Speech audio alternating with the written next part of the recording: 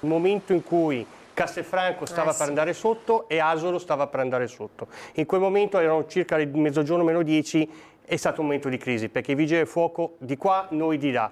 Io ho dovuto mandare 3 squadre delle mie in supporto a Castelfranco, dove abbiamo dovuto fare un bypass tra le mura del castello e la Venale dall'altra parte per buttare via l'acqua, perché sennò sarebbe stato il problema che Castelfranco andava completamente in laguna un'altra volta. La doppia emergenza Asolo e Castelfranco sono i giorni in cui la Marca trevigiana è flagellata dal maltempo.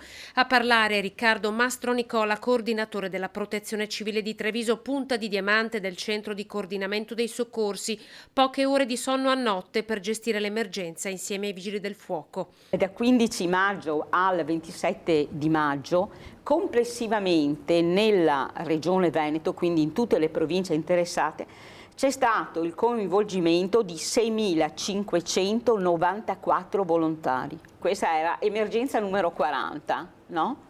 Ecco.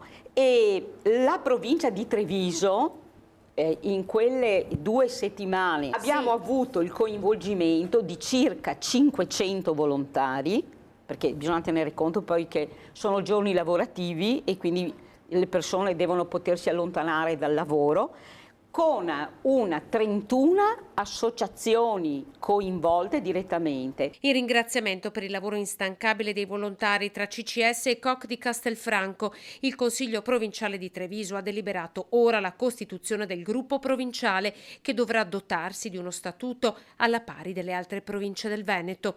Continua intanto il reclutamento del gruppo di nuove leve, sono diversi e a diversi livelli i corsi di addestramento offerti dalla Protezione Civile di Treviso. Si parte sempre però dal concetto di autotutela, come mettersi in sicurezza. Purtroppo la tragedia immane che è successa a Natisone, sul fiume Natisone, è sicuramente, io potrei dire anche un po' di incuria, diciamo di non sapere delle regole basi, non dico tante cose difficili, ma delle semplici regole che quando sale l'acqua ti porti i piani alti. C'è questa imprevedibilità notevolissima, però questo deve far capire a tutti quanti che è ancora più importante avere una coscienza dei limiti.